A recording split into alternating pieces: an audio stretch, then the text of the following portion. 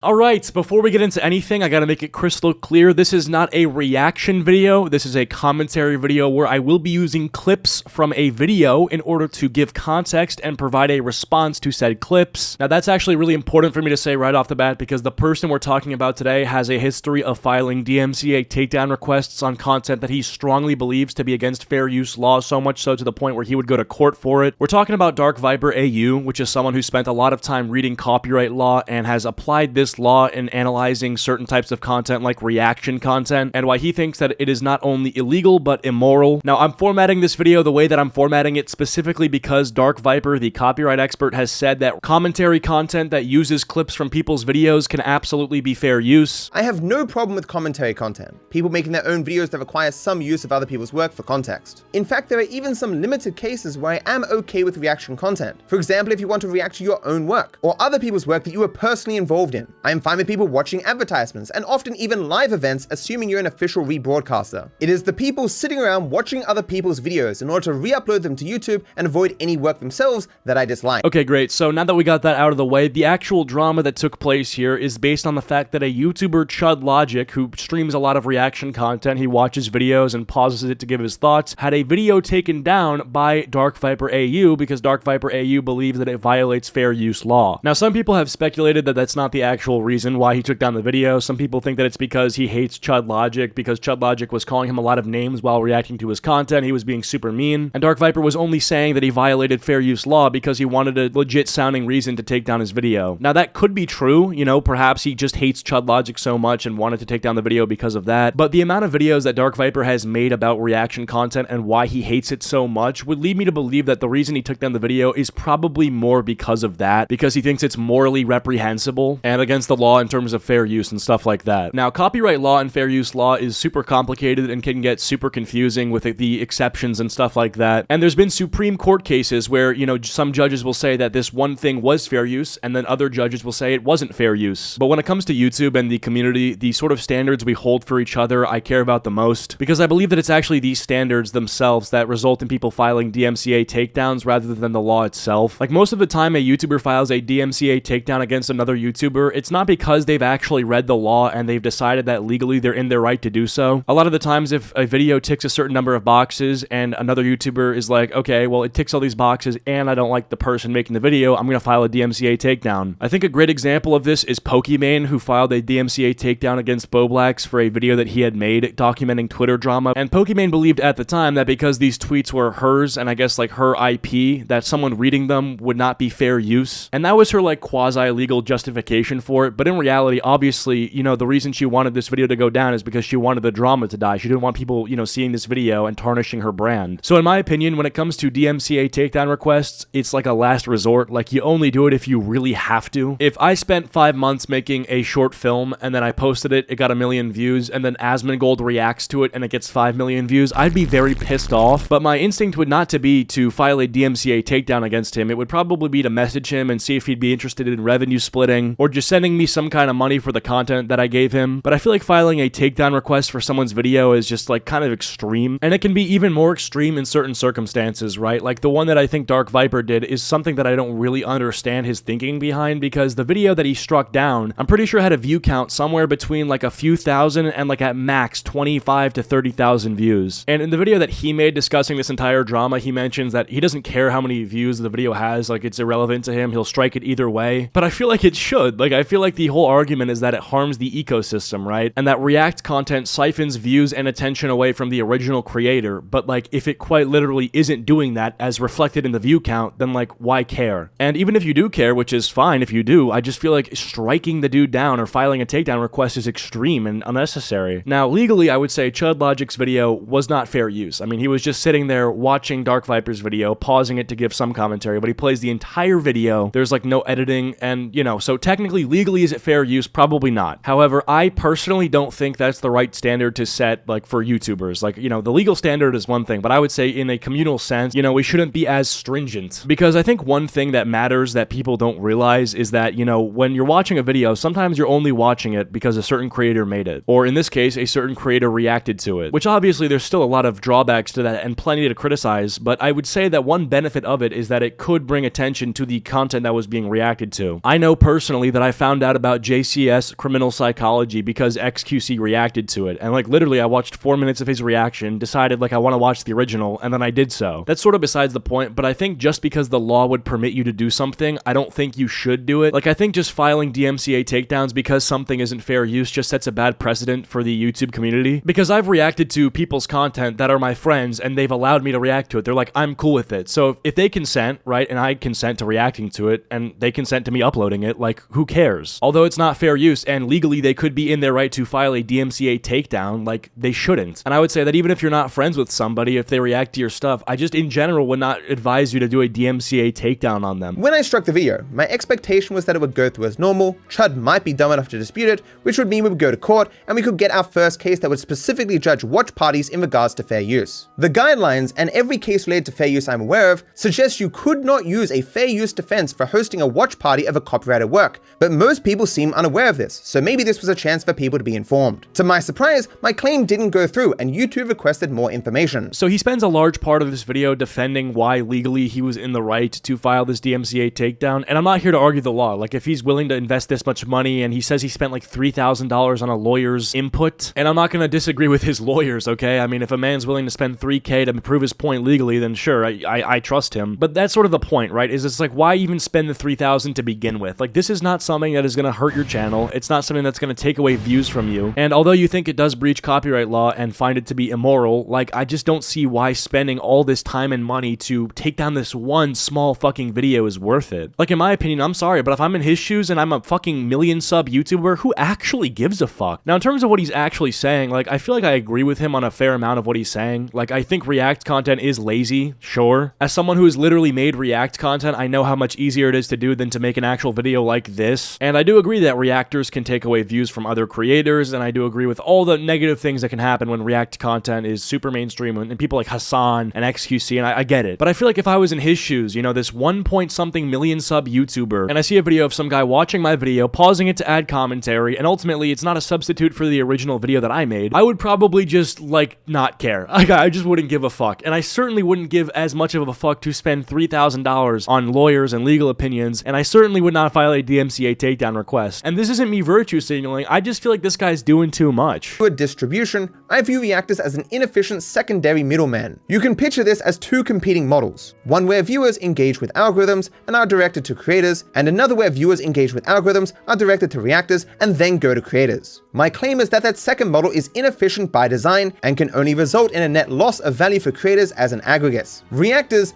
give value to creators in a similar way that slot machines give wealth to their users. They take from them far more than they ever give back. That is, after all, their purpose, and both reactors and slot machines would cease to be if they failed to do that. So one thing that he says about that second model is that it can only result in a net loss for creators as an aggregate, which is true, but that word there, aggregate, is very important. Like, overall, if that was the model of how everyone found, like, a creator through a reactor, that would be way better for the reactors than the creators. But in this case, we're not talking about an aggregate, we're talking about one 30,000 sub channel. This guy is a small fish in a big pond, a drop in the ocean. Like, this is, you know what I mean? Like, why go after this guy? I want to say there's also sometimes a very blurry line between like a live stream reaction video and a pre-recorded video that no one would ever say is reaction content. Like Ludwig's channel Mogul Mail, a lot of the videos on that channel are done in one take on OBS. And if you've done something in one take, you've basically done it live. Or this video that I did with Turkey Tom, we basically just sat down for an hour and watched this guy's content and called it cringe, and I just sent it to my editor to cut it down. There would be literally no difference in the effort into this content if it was done live or pre-recorded. The point I'm making isn't super relevant, but sometimes when people are like, oh, React streamers are so lazy, it's like, well, I mean, so is pre-recorded content sometimes. To increase the time people spend watching reaction videos, and by necessity, reduce the time they spend doing anything else. They are not designed to give value, they are designed to extract it. As far as the value given by reactors to viewers, all that value can be given through other forms of content and thus is irrelevant. In other words, XQC and Hassan, if they can manage to extract their heads from their asses, can make their own bloody videos. Much of the rest of Tom's video expresses confusion why I would strike a reaction video from a small channel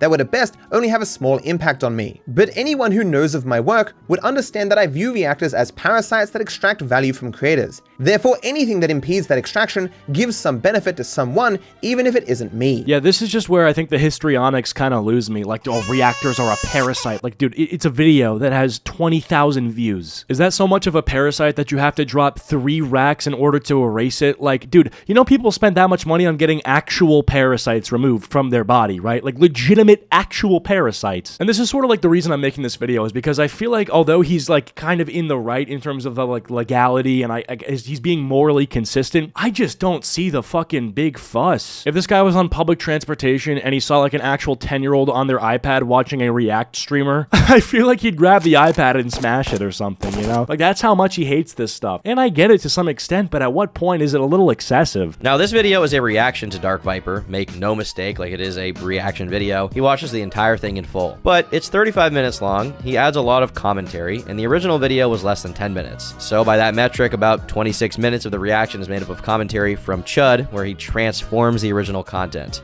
Tom uses the word transformation as seemingly a synonym of addition, but it's not legally or how the word is generally used. To use a silly example, here's the turtle from Super Auto Pets. Now I'm gonna add a hat to it.